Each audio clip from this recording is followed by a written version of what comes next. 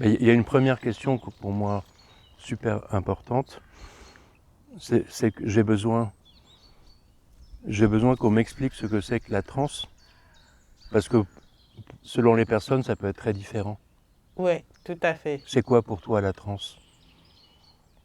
La transe qui m'intéresse là et que je propose comme expérience, c'est en fait un état de conscience qui fait que d'un point de vue neurosciences, j'ai mon lobe préfrontal qui baisse un peu sa garde et que ça permet de laisser émerger plus de contenu de mon cerveau limbique et de mon cerveau reptilien. Donc ça, c'est la réponse vraiment, la réponse neurosciences, si vous C'est-à-dire avez que le envie lobe de comprendre. préfrontal, c'est le conscient, C'est c'est ça? ça. C'est-à-dire que le lobe préfrontal, c'est vraiment la spécificité du règne humain. C'est cette grosse partie là à l'avant de notre cerveau qui est ici et qui a engrammé toute, en quelque sorte, toute la préconfiguration de ce que nous devons être dans la société où nous sommes, dans la famille où nous avons été élevés et à l'époque où nous vivons.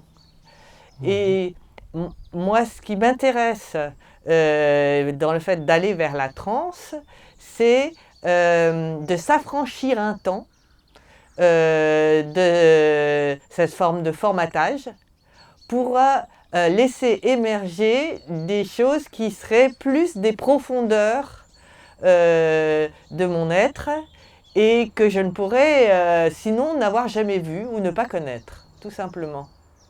Et tu proposes une pratique particulière, alors pour amoindrir ce rôle du préfrontal et laisser de la place à ce qui est plus instinctif, ancestral, c'est ça, hein? Oui, c'est exactement ça. Laquelle est la pratique qui est proposée? Alors la pratique qui est proposée, en fait, c'est une pratique où il y a la transe arrive 3 fois. On a de la transmutation, de la transformation avec le souffle et on a une transe qui émerge grâce à une guidance verbale et des mouvements automatiques qui vont nous mettre dans une transe en danse, avec les jeux de mots que ça peut faire.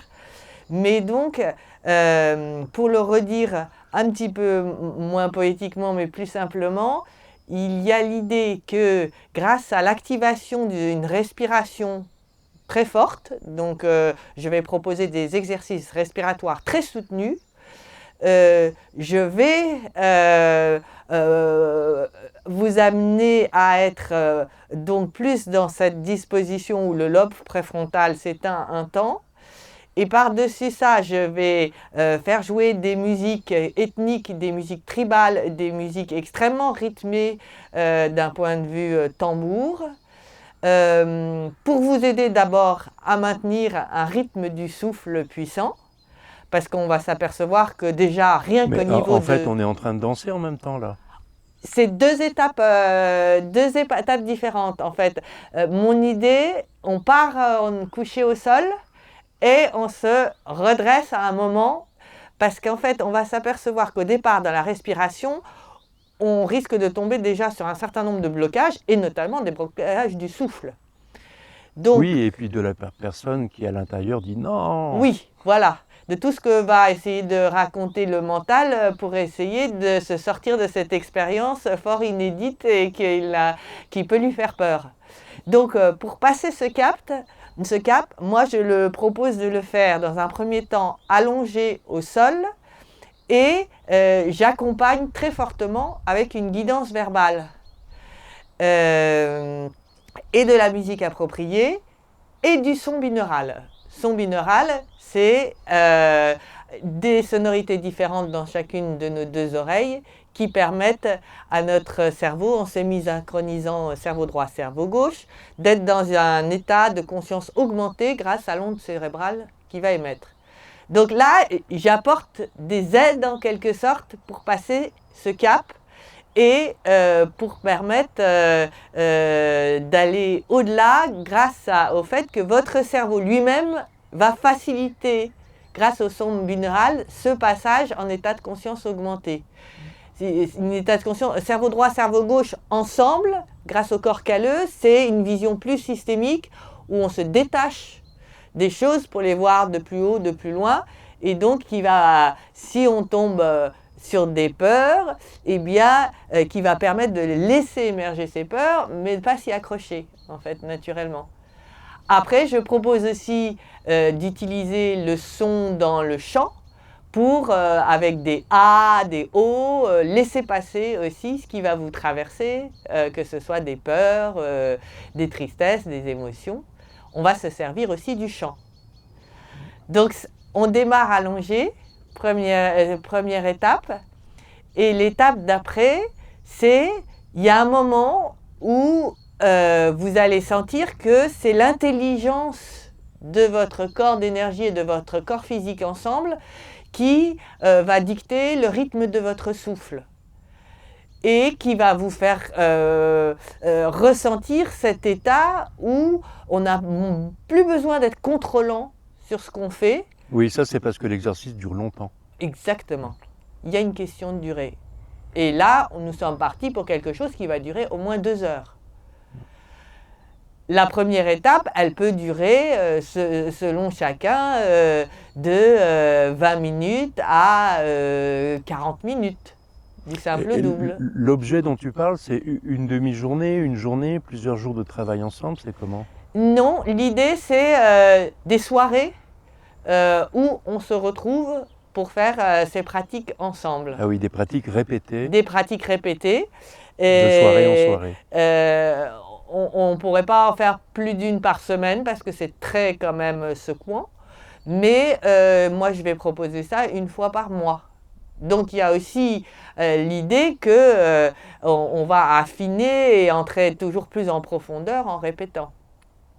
Il y a l'idée aussi que comme on fait de nouvelles connexions neuronales, la répétition renforce ces connexions neuronales dans notre cerveau. Ah bah, le principe de la répétition, c'est qu'elle est toujours différente. Voilà, elle est différente. Comme pour un musicien ou un danseur, oui. J'imagine. Oui. Il y a même, il ne faut pas chercher à se repérer dans la transe. La transe ne sera jamais la même d'une fois sur l'autre, mais elle a ce côté transcognitive qui vous apportera à chaque fois des informations phénoménales. Alors, si en plus on pose une intention au démarrage, auquel on ne pense plus après, vous allez voir que les informations que vous allez en retirer vous aideront dans le cheminement vers l'intention que vous avez posée. Donc, après la partie allongée, chanter, respirer, il y a un moment où la transcédant, on a une gigantesque circulation de l'énergie à l'intérieur de nous. Cette circulation d'énergie, on peut alors faire le choix de l'utiliser dans le chant ou dans la danse. Et pour ceux pour qui ce sera la danse, il y aura l'idée qu'on va se laisser partir en mouvement automatique et que ces mouvements pourront vous amener de ramper, à vous redresser, à vous contorsionner, à faire des tas de choses qui seront l'expression de comment la transe vous traverse avec son énergie et les postures qu'elle a envie de faire prendre à votre corps physique pour que vous sentiez quand vous êtes traversé par cette énergie sans que vous cherchiez à la contrôler, ce que ça produit de phénoménal à l'intérieur de vous, jusqu'à la créativité en fait phénoménale que ça produit, parce que l'idée aussi que je veux faire toucher du doigt, c'est que quand on s'autorise à se laisser traverser par l'énergie de l'univers, l'univers il est puissamment créateur. Il n'y a qu'à regarder ce qu'il fait depuis des milliards d'années sur cette terre ou ailleurs, il est puissamment créateur. Donc si nous on se laisse aller à être traversé par cette énergie puissamment créatrice, eh bien on devient nous-mêmes puissamment créateurs. Ensuite, selon notre spécificité, et ça va donc se traduire dans le mouvement, ça peut se traduire dans le chant et ça peut se traduire par les cognitions que vous allez avoir et qui vont vous emmener puissamment sur votre chemin de création. Et comment ça marche cette histoire de je passe de créateur, enfin de pas créateur à créateur? Ça marche. Qu'est-ce qui m'empêche d'être créatif? Selon moi, une des principales choses qui nous empêche d'être créatifs, alors qu'on l'était enfant, hein, il n'y a qu'à regarder un jeune enfant quand il joue et quand il explore le monde, à quel point il est créatif, pour voir qu'à la base, on est cela. On est traversé par cette énergie-là. Une façon d'explorer le monde en créant, en construisant, en détruisant, mais il y a quelque chose qui est à l'œuvre très naturellement, avant qu'on soit formaté.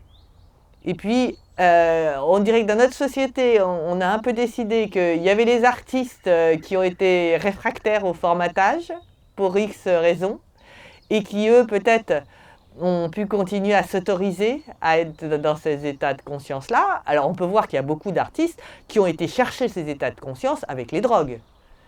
Donc, on retrouve ça dans toute la poésie, où ils utilisaient beaucoup les drogues et aussi l'alcool, tout ça. Mais ma proposition à moi aussi, elle est que on sait très bien sécréter nos propres drogues cérébrales et les respirations que je vous fais travailler, qui sont issues du breathwork aux États-Unis, c'est un mouvement là auprès duquel j'ai été me former et qui après carrément la respiration dopamine breathing par exemple. Dopamine, c'est-à-dire le souffle qui permet de faire sécréter de la dopamine dans votre cerveau. C'est-à-dire, c'est vous montrer à quel point vous n'avez pas du tout besoin d'aller prendre des drogues extérieures. Vous pouvez faire sécréter à votre cerveau vos propres drogues pour vous mettre dans une euphorie. Et il y a aussi une respiration qui s'appelle euphoric breathing. Et tout ça maintenant, on l'explique beaucoup plus simplement par les neurosciences, mais les yogis le savaient depuis la nuit des temps. Nous, en Occident, moi j'ai aussi un peu l'impression qu'on n'a pas beaucoup insisté sur la respiration, le pranayama, dans la façon dont on nous enseigne le yoga. En tout cas, moi, c'est mon expérience. Je considère que j'ai jusqu'à maintenant, très insuffisamment pratiqué des exercices sérieux de respiration pendant des heures pour savoir vraiment ce que c'est que le pranayama.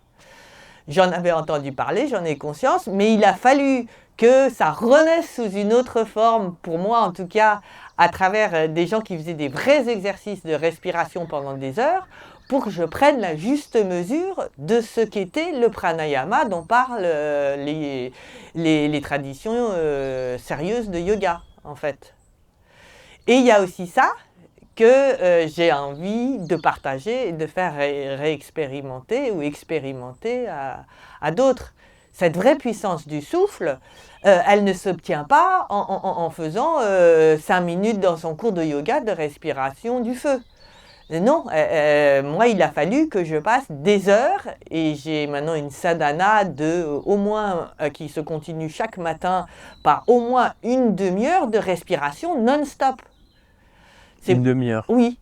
Donc c'est du sérieux pour vraiment transformer ou retrouver une vraie et puissante respiration qui laisse passer cette connexion, cette énergie de l'univers.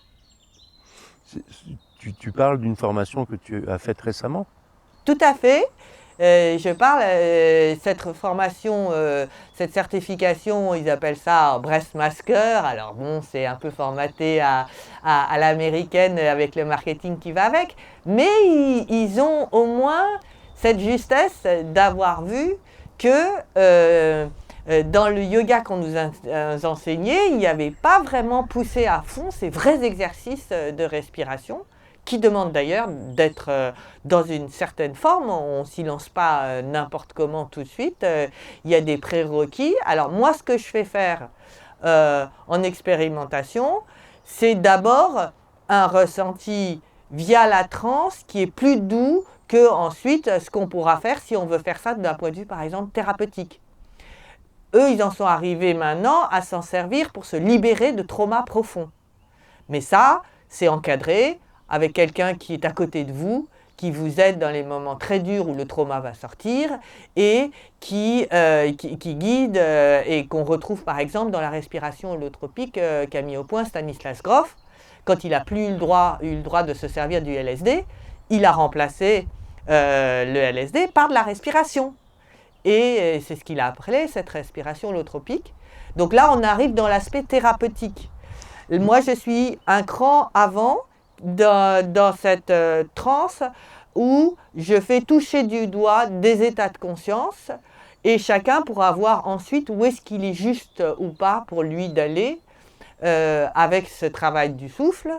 Mais déjà, ça va relancer une formidable énergie de vie à l'intérieur du corps, énergie de création, qui va emmener chacun dans cette transe cognitive à aller plus fortement sur son chemin qui est profondément à l'intérieur de lui. Est-ce qu'il y a un rapport avec les pratiques de chant? Eh bien, le rapport que moi j'ai vu par expérience, c'est que quand je suis traversée par cette énergie profonde et que je touche par exemple des émotions, Non, mais tu vois, en termes de pranayama, je les chante. le fait de chanter, de scander des temps longs, il y a Oui. ce travail respiratoire. Il y a ce travail. Ou pas, c'est une oui, question. si. Eh bien, pour moi, c'est une question de degré.